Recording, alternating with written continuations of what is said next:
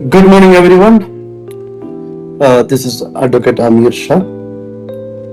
ഇന്ന് നമ്മൾ സംസാരിക്കാൻ പോകുന്നത് വിഴിഞ്ഞം തുറമുഖം കേരളത്തിന്റെ ചരിത്രം മാറ്റി എഴുതും എന്നൊരു വിഷയത്തെ കുറിച്ചാണ്. എന്തുകൊണ്ട് വിഴിഞ്ഞം തുറമുഖം കേരളത്തിന്റെ ചരിത്രം മാറ്റി എഴുതുമെന്ന് ചോദിക്കാൻ കാരണം, നമ്മൾ ഏകദേശം ദുബായ് എന്ന ഒരു രാജ്യത്തെ മാത്രം എടുത്ത് അതിന്റെ ചരിത്രം പഠിച്ചാൽ നമുക്ക് മനസ്സിലാക്കാൻ കഴിയും എങ്ങനെയാണ് ദുബായ് ഇന്നത്തെ ഒരു സ്റ്റേജിലെത്തിയത്, അവർ എന്താണ് അതിന് കണ്ട മാർഗം എന്ന് നോക്കാം. നിങ്ങൾക്കറിയാം, മറ്റ് ഏതൊരു മിഡിൽ ഈസ്റ്റ് രാഷ്ട്രത്തെ പോലെയും ദുബായിയുടെ ഒരു പരമ്പരാഗത വരുമാന മാർഗം എന്ന് പറയുന്നത് മത്സ്യബന്ധനം മാത്രമായിരുന്നു. പക്ഷേ ഒരു 70-കൾക്ക് ശേഷം വലിയ തോതിൽ അവിടെ മാനേജ്മെന്റ് ഡെവലപ്മെന്റ് വരികയും അവർ തീരുമാനിക്കുകയാണ് നമുക്ക് ഒരു അസറ്റായി നമുക്ക് ഏറ്റവും ഡെവലപ്പ് ചെയ്യാൻ പറ്റുന്നത് ദുബായ് എന്ന അർത്ഥത്തിൽ നമുക്കൊരു പോർട്ട് ഡെവലപ്പ് ചെയ്യാൻ പറ്റുമെന്നാണ്.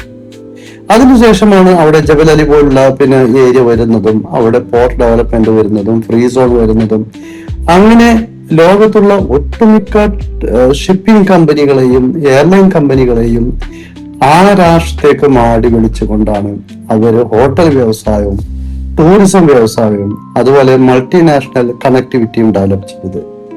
ഇനി ഞാൻ ചോദിക്കട്ടെ, ഇതേ അവസ്ഥ നമ്മൾ കേരളത്തിലേക്ക് നോക്കുകയാണെങ്കിൽ കേരളത്തിന് ഇന്റർനാഷണൽ മറൈൻ റൂട്ടിൽ നിന്നും വെറും 10 നോട്ടിക്കൽ മൈൽ ദൂരത്തിൽ നമുക്ക് കേരളത്തിൽ വിഴിഞ്ഞം എന്നൊരു പോർട്ട് ഡെവലപ്പ് ചെയ്യാൻ പറ്റുമെന്നും അത് ഇന്ത്യ ഗവൺമെന്റ് വളരെ പ്രാധാന്യത്തോടെ കാണുകയും തൊട്ടടുത്ത് കിടക്കുന്ന ശ്രീലങ്കയിൽ ചൈന ഒരു വലിയ പോർട്ട് ഡെവലപ്മെന്റ് ചെയ്തു വരുമ്പോൾ അതിനെ തടയിടുന്നതിനും അതുമൂലം ഇന്ത്യക്കുണ്ടാകുന്ന നഷ്ടത്തെ തടുക്കുന്നതിനും നമുക്ക് ഏറ്റവും അനുയോജ്യമായ ഒരു മേഖലയാണ് വിഴിഞ്ഞം പോർട്ട് എന്നും അതിനു വേണ്ടി അദാനിയുമായി കൈകോർത്തുകൊണ്ട് നമ്മൾ കേരളത്തിന്റെ വിഴിഞ്ഞം തുറമുഖം ഡെവലപ്പ് ചെയ്യുകയും അദാനി ഈ രംഗത്ത് ഒരു പ്രാഗൽഭ്യം തെളിയിച്ച ഒരു കമ്പനി ആയതുകൊണ്ട് തന്നെ MSC പോലുള്ള ഷിപ്പിംഗ് കമ്പനികൾ വിഴിഞ്ഞം തുറമുഖത്തേക്ക് വരികയും വിഴിഞ്ഞം തുറമുഖത്തിൽ പാർട്ണർഷിപ്പ് എടുത്തുകൊണ്ട്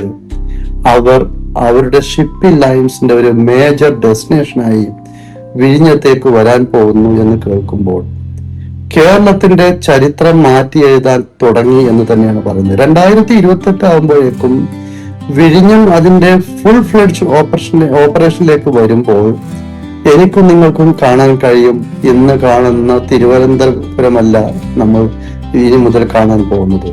തീർച്ചയായും പുതിയ ഗവൺമെന്റ് ശ്രീ VD സതീശൻ നയിക്കുന്ന ഗവൺമെന്റ് വന്നതോടുകൂടി വിഴിഞ്ഞം തുറമുഖത്തിന് വേണ്ട എല്ലാ നടപടിക്രമങ്ങളും എല്ലാ പ്രവർത്തനങ്ങളും കൂടുതൽ ഊർജ്ജസ്വലതയോടെ അതിനെ ശക്തമായി പ്രവർത്തന രൂപത്തിലേക്ക് എത്തിക്കുമെന്ന് നമുക്ക് ഒരു സംശയമില്ല. ഇനി വിഴിഞ്ഞം തുറമുഖം അതുപോലെ തന്നെ തിരുവനന്തപുരം റിയൽ എസ്റ്റേറ്റ്, ഇത് രണ്ടും എടുത്തു കഴിഞ്ഞാൽ എന്തൊക്കെയാണ് അതിന്റെ പ്രത്യേകത എന്ന് നോക്കാം.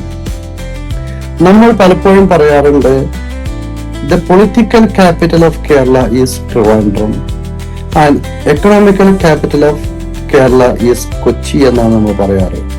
പക്ഷേ പല ആളുകളും ചോദിക്കുന്നത് ഒരു ചോദ്യമാണ്, കൊച്ചിയാണോ ഏറ്റവും നല്ല റിയൽ എസ്റ്റേറ്റ് മേഖല അതോ ട്രിവാൻഡ്രമാണോ? എനിക്ക് നിങ്ങളോട് പറയാനുള്ളത്, നമ്മൾ കേരളത്തിന്റെ ഒരു ജോഗ്രഫിയെ തിരുവനന്തപുരം അതുപോലെ കൊച്ചി അതുപോലെ കാലിക്കറ്റ് ഇങ്ങനെ ഒരു 3 പിക്ചറായി നമ്മൾ എടുത്ത ശേഷം അതിനെ 3ആയി മടക്കി കഴിഞ്ഞാൽ അതിനൊരു ട്രയാങ്കിൾ രൂപത്തിൽ നമുക്ക് കിട്ടും 3 ഭാഗം. So one side is Thiruvananthapuram, second side is Kochi or Ernakulam, other side is Calicut. ഇതിന് 3നെയും നമ്മൾ 3 ജോഗ്രഫിയായി കണ്ടാൽ നമുക്ക് ഒരിക്കലും ഒരു സിറ്റിയെയും കുറച്ച് കാണാനോ അല്ലെങ്കിൽ പ്രാധാന്യം കുറക്കാനോ കഴിയില്ല. ഇവിടെ എനിക്ക് പറയാനുള്ളത്, നമ്മൾ പറയാറുണ്ട് വില്ല പ്രൊജക്ടുകള് അപ്പാർട്ട്മെന്റ് പ്രൊജക്ടുകള് ഏറ്റവും അധികം എറണാകുളത്ത് വിറ്റുപോകുന്നു എന്ന് പറയുമ്പോൾ വാട്ട് അബൌട്ട് ട്രിവാൻഡ്രം? ഇവിടെ എനിക്ക് നിങ്ങളോട് പറയേണ്ടത്, കഴിഞ്ഞ 2 വർഷങ്ങളായി കൊച്ചിയേക്കാൾ കൂടുതൽ അപ്പാർട്ട്മെന്റ് സെയിൽസ് നടക്കുന്നത് തിരുവനന്തപുരത്താണ്. അതുപോലെ തന്നെ വിഴിഞ്ഞം തുറമുഖം വന്നതോടുകൂടി അവിടെ ഒരു വില്ല പ്രൊജക്ട് മാത്രമല്ല, അപ്പാർട്ട്മെന്റുകൾ മാത്രമല്ല, ഹോട്ടൽ സമുച്ചയങ്ങൾ മാത്രമല്ല, അവിടെ മറ്റൊരു വലിയ സ്കോപ്പ് വരുന്നുണ്ട്, വെയർ ഹൗസിംഗ് പ്രൊജക്ട്. സോ വിഴിഞ്ഞം തുറമുഖത്തേക്കുള്ള റൂട്ടിൽ NH-66 ചേർന്നുകൊണ്ട് നമുക്ക് അവിടെ വരാൻ പോകുന്നത് വലിയ അർത്ഥത്തിലുള്ള പോർട്ട് ഡെവലപ്മെന്റും വെയർ ഹൗസിംഗ് ഫെസിലിറ്റിയാണ്. സോ വലിയ വലിയ കമ്പനികൾ അവിടെ എത്തുകയും പോർട്ട് ഡെവലപ്മെന്റ് അസോസിയേറ്റ് ചെയ്തുകൊണ്ട് വെയർ ഹൗസിംഗ് ഇൻഫ്രാസ്ട്രക്ചർ ഉണ്ടാക്കുകയും ചെയ്യുമ്പോൾ ഇന്ന് നമ്മൾ കാണുന്ന ഓരോ ഭൂമിയും അവിടെ വലിയ വലിയ മാറ്റങ്ങൾക്ക് വിധേയമായിക്കൊണ്ട് അവിടെ റിയൽ എസ്റ്റേറ്റ് മേഖല വളരെ പെട്ടെന്ന് അടുത്ത 2 വർഷം കൊണ്ട് കുതിച്ച് മുന്നേറുമെന്നതിൽ ഒരു സംശയമില്ല. പിന്നെ മുമ്പ് നമ്മൾ പറയാറുണ്ട്, ഒരു 2000-ന് മുമ്പും 2000-ന് ശേഷം അതുപോലെ 2024-ന് ശേഷം 3 ഫേസ് ആയിട്ട് നമ്മൾ കാണുമ്പോൾ അതിന് വലിയൊരു രൂപത്തിൽ നമുക്ക് തിരുവനന്തപുരത്ത് വലിയ വലിയ കമ്പനികൾ വന്നിട്ടുണ്ട്. ഇപ്പോൾ ആർടെക് റിയൽറ്റേഴ്സ് എന്ന കമ്പനി 16 മില്യൺ സ്ക്വയർ ഫീറ്റ് അവർ സ്പേസ് സെല്ല് ചെയ്തു കഴിഞ്ഞു എന്ന് പറയുന്നത്. ഏകദേശം 80ഓളം ലാൻഡ്മാർക്ക് പ്രൊജക്ടുകൾ അവർ ഏറ്റെടുത്തുകൊണ്ട് 16 മില്യൺ സ്ക്വയർ ഫീറ്റ് സ്പേസ് ആണ് അവർ സെല് ചെയ്തിട്ടുള്ളത്. അതുപോലെ തന്നെ നമുക്ക് മറ്റൊരു പ്രൊജക്റ്റാണ് ഹെദർ ഹോംസ്. അവര് ഈ കഴിഞ്ഞ 20 വർഷം കൊണ്ട് 124 പ്രൊജക്ടുകൾ അവർ കംപ്ലീറ്റ് ആക്കി ഹാൻഡ് ഓവർ ചെയ്തു എന്ന് പറയുന്നുണ്ട്. ഇതൊക്കെ വെൽ നോൺ പ്രൊജക്ടുകൾ. ശോഭ ഡെവലപ്പേഴ്സ് അവിടെ ഉണ്ട്. അതുപോലെ തന്നെ അർബൻ സ്കേപ്പ് ബൈ ഭീമ എന്നൊരു പ്രൊജക്ട് അവിടെ ഉണ്ട്. ഇവരെല്ലാം ചെയ്തത് വളരെ ലക്ഷറി പ്രൊജക്ട് ആണ് അവർ മാനേജ് ചെയ്തുകൊണ്ടിരിക്കുന്നത്.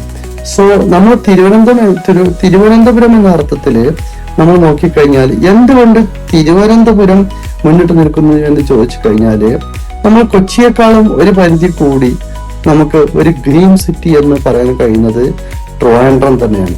അതുപോലെ തന്നെ വളരെ പബ്ലിക് അഡ്മിനിസ്ട്രേഷൻ ഏറ്റവും കൂടുതലുള്ളതും അതുപോലെ തന്നെ ജനങ്ങളുടെ ശ്രദ്ധ ഏറ്റവും കൂടുതലുള്ളതും IT ഇൻഫ്രാസ്ട്രക്ചർ പിന്നെ വരികയും അത് ഫേസ് 4ലേക്ക് പോവുകയും ചെയ്തുകൊണ്ടിരിക്കുന്ന അവസ്ഥയിൽ തിരുവനന്തപുരം എന്ന സ്ഥലത്ത് വെച്ചിട്ട് നമുക്ക് വളരെ വളരെ പ്രതീക്ഷയോടുകൂടി റിയൽ എസ്റ്റേറ്റ് മേഖലയെ വളർത്താൻ കഴിയുമെന്നതിൽ ഒരു സംശയമില്ല. സോ നിങ്ങൾ കൊച്ചിയെ തെരഞ്ഞെടുക്കുന്നത് പോലെ കാലിക്കറ്റിനെ തെരഞ്ഞെടുക്കുന്ന പോലെ ട്രിവാൻഡ്രത്തെയും നിങ്ങൾക്ക് നിക്ഷേപത്തിന് തിരഞ്ഞെടുക്കാമെന്നതിൽ ഒരു സംശയമില്ല. അതുപോലെ തന്നെ നിങ്ങൾക്കറിയാം, കേരളത്തിൽ ഏറ്റവും കൂടുതൽ സീവേജ് സിസ്റ്റം തുടക്കം മുതൽ തന്നെ പണ്ട് കാലങ്ങൾക്ക് മുതൽ തന്നെ പേര് കേട്ട സ്ഥലമാണ് ട്രിവാൻഡ്രം. ഒരു വെൽ പ്ലാൻഡ് സിറ്റിയാണ്. ടയർ 2 സിറ്റി എന്ന് പറയും, ടയർ 1 സിറ്റി എന്ന് പറയുന്നതും വളരെ വ്യത്യാസമുണ്ട്. കേരളത്തിലെല്ലാം നമുക്ക് കൊച്ചിയും ട്രിവാൻഡ്രം എല്ലാം ടയർ 2 സിറ്റികളാണ്. അവിടെ ഒരു സിറ്റി കേരളത്തിലെ ഒരു ജില്ലയെ ഒട്ടും പിന്നെ മുക്കാലം എടുത്തു കഴിഞ്ഞാല് അവിടെ സീവേജ് സിസ്റ്റം വളരെ നന്നായി പ്രവർത്തിക്കുന്നു എന്ന് പറയുമ്പോൾ നിങ്ങൾക്കറിയാം എത്രമാത്രം നല്ല അഡ്മിനിസ്ട്രേഷനാണ് ട്രിവാൻഡ്രത്ത് ഉള്ളത് എന്ന്. തീർച്ചയായും അതൊരു പൊളിറ്റിക്കൽ ക്യാപിറ്റൽ എന്ന അർത്ഥത്തിൽ അതിൻ്റെതായ ക്വാളിറ്റിയും അഡ്മിനിസ്ട്രേഷനും ഉള്ളത് കൊണ്ടാണ് ഇത്തരം കാര്യങ്ങൾ നടക്കുന്നത്. ഏറ്റവും നല്ല ഹോസ്പിറ്റൽസ് അവൈലബിൾ ആണ്, ഏറ്റവും നല്ല യൂണിവേഴ്സിറ്റികൾ അവൈലബിൾ ആണ്, ഏറ്റവും കൂടുതൽ ജോബ് നമുക്ക് ലഭിക്കുന്നതിന് സാധ്യതയുണ്ട്. അതായത് പോർട്ട് ആൻഡ് ലോജിസ്റ്റിക്സ് ഏറ്റവും നല്ല രൂപത്തിൽ നടക്കാൻ സാധ്യതയുണ്ട്. അതുപോലെ തന്നെ ഹോട്ടൽ ആൻഡ് വെൽനസ് സെന്റർ വളരെയധികം നടക്കാൻ സാധ്യതയുണ്ട് എന്നിത്യാദി എല്ലാ കാര്യങ്ങളെയും ചേർത്ത് നിർത്തിക്കൊണ്ട് നമ്മൾ പറഞ്ഞാല് വിഴിഞ്ഞം തുറമുഖം എന്ന അർത്ഥത്തില് അത് കേരളത്തിന്റെ ചരിത്രം മാറ്റി എഴുതുമെന്നതിൽ എനിക്കോ നിങ്ങൾക്കോ ഒരു സംശയമില്ല. ഇപ്പൊ ഇന്ന് നമ്മൾ ഡെവലപ്പ് ചെയ്തുകൊണ്ടിരിക്കുന്ന ഓരോ പുതിയ റോഡുകളും അതുപോലെ പിന്നെ കർണാടകയിൽ നിന്നും നമ്മൾ പുതുതായി ഏറ്റെടുത്ത് കൊണ്ടുവരുന്ന പുതിയ ടണൽ പ്രൊജക്ടുകളെല്ലാം എങ്ങോട്ട് പോകുന്നു എന്ന് ചോദിച്ചാൽ ദേ ആർ ടാർഗറ്റിംഗ് വിഴിഞ്ഞം പോർട്ട്. വിഴിഞ്ഞം പോർട്ടിനെ കേന്ദ്രീകരിച്ചാണ് കേരളത്തിൽ നടന്നുകൊണ്ടിരിക്കുന്ന ഓരോ റോഡ് ഇൻഫ്രാസ്ട്രക്ചറും മുന്നോട്ട് പോയിക്കൊണ്ടിരിക്കുന്നത്. സോ നമുക്ക് അതുപോലെ തന്നെ ട്രെയിൻ ഇൻഫ്രാസ്ട്രക്ചർ നോക്കുകയാണെങ്കിൽ കേരളത്തിൽ ഏറ്റവും അധികം ബിസി ട്രെയിൻ ട്രാൻസിറ്റ് നടക്കുന്നത് തിരുവനന്തപുരം സെൻട്രലിലാണ്. സോ അവിടെ ഏറ്റവും ക്രൗഡ് വരുന്നു, ഏറ്റവും പിന്നെ ട്രാവലേഴ്സ് ട്രാൻസ്ഫർ നടക്കുന്നു. ഇതെല്ലാം പറയുമ്പോൾ എനിക്ക് ഇനി ട്രിവാൻഡ്രം എന്നൊരു റിയൽ എസ്റ്റേറ്റ് ഭൂമിയെ കുറിച്ച് ഇനി അധികം പറയണമെന്നില്ല. സോ ഞാൻ പറഞ്ഞു വരുന്നത്, നിങ്ങൾക്ക് നിക്ഷേപം നടത്തണമെങ്കിൽ you have different choices. You can invest in Calicut, you can invest in Kochi, also you can invest in Trivandrum. But what is the difference while investing in Trivandrum alone? നിങ്ങൾ കൊച്ചിയിൽ investment നടത്തുമ്പോൾ അതിന് വരുന്ന investment അത്ര തന്നെ നമുക്ക് തിരുവനന്തപുരത്ത് ഇന്നുമില്ല. കാരണം ഇന്നും ട്രിവാൻഡ്രം എന്നൊരു സ്ഥലത്ത് കൊച്ചി പോലെ വളരെ ഹൈ റേറ്റഡ് ആയിട്ടുള്ള ഒരു ലാൻഡ് മാർക്കറ്റ് ഇല്ല എന്നുള്ളതാണ് വാസ്തവം. സോ ഒരു പക്ഷെ നിങ്ങൾക്ക് കൊച്ചിയേക്കാൾ കുറഞ്ഞ നിരക്ക് ഒരു വില്ലയോ ഫ്ലാറ്റോ മറ്റു സമുച്ചയങ്ങളോ വേണമെങ്കിൽ you can consider Trivandrum as the best location four investment in real estate.